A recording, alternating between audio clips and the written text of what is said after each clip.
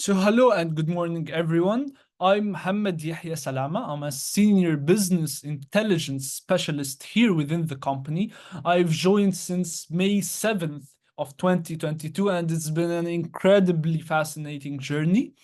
Today we'll be discussing four different insightful nonsense that we've extracted from the analysis and the report that we've been working on for the past few weeks.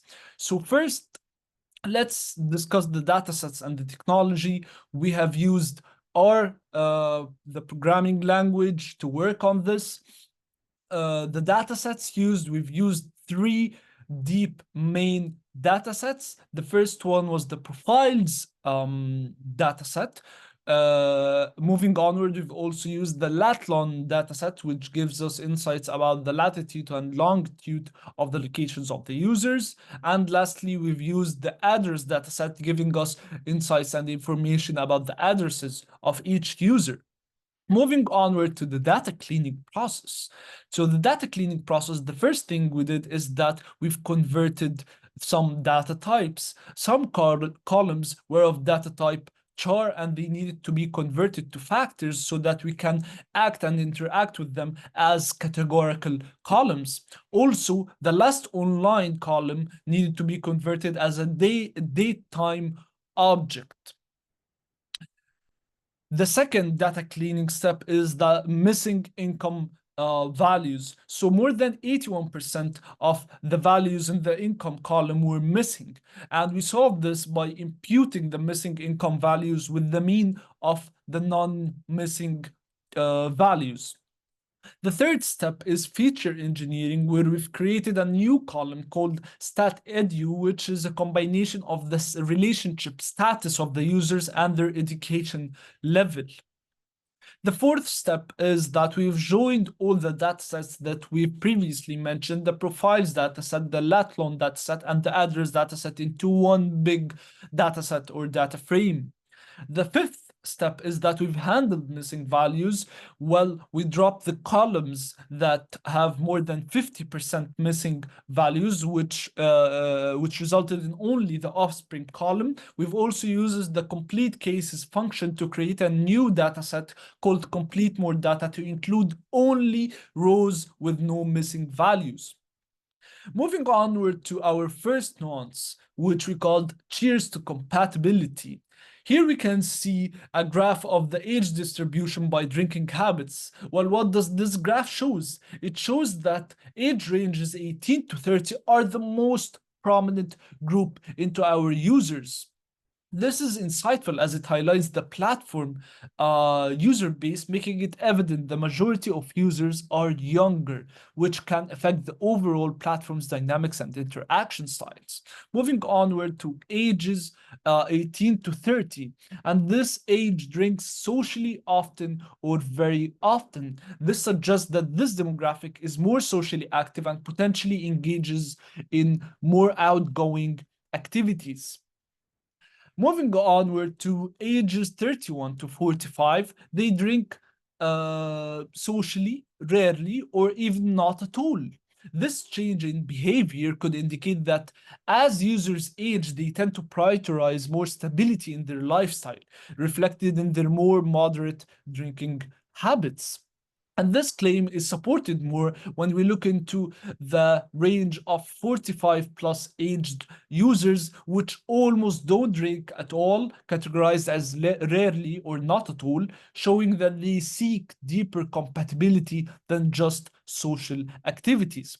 So the main finding in the first nonce is that younger users tend to drink more often, while older users are more likely to drink rarely or not at all, showing that lifestyles change by age. Moving onward to our second nonce, perfect match. And here we can see a pie chart of the percentage of distributions of pet preferences. And we can see that the majority of users are pet lovers, a staggering 99.4% are pet lovers. Moving onward, 15.3% of users like dogs, 8.3% has dogs, 5.7% of users are cat lovers. Putting all this into consideration, when we say that 99.4% of users either love pets or have pets, this puts a huge potential for a pet-based marketing campaign. And here we can see the relationship status by pet preferences, and this was generated to support our claim.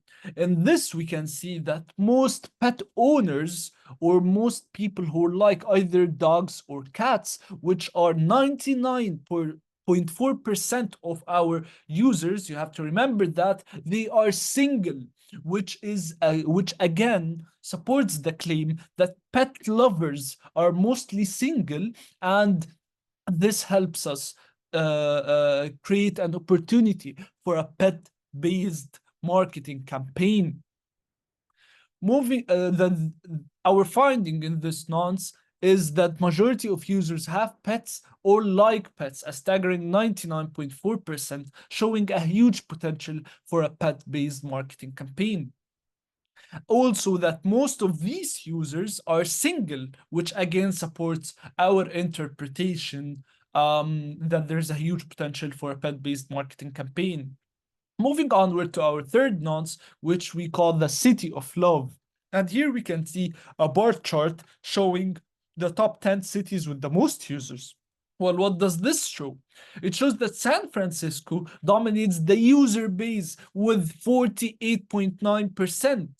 Oakland stands as the second largest user base with 12.7%, and Berkeley shows some potential with 7.6%.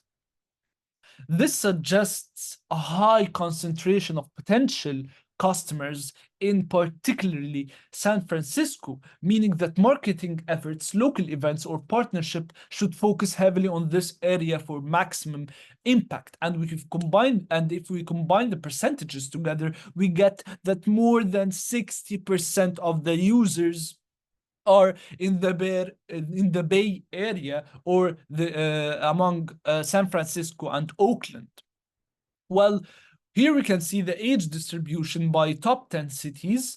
And what can we see here is that San Francisco users are prominently in their late 20s to mid 30s. Also, that Berkeley has a slightly broader age range than San Francisco, from early 20s to mid 30s. And also it is very notable that in San Rafael we can see an older demographic reaching almost 50. So what is the main findings from these graphs? That San Francisco and Berkeley make up more than 60% of all users. Also, that the majority of users in San Francisco and Berkeley, their age ranges from the early 20s to mid 30s. Moving on to our final nonce, which we call campus connections, right? And here we can see a bar chart of the top 10 education statuses. Well, what does this show?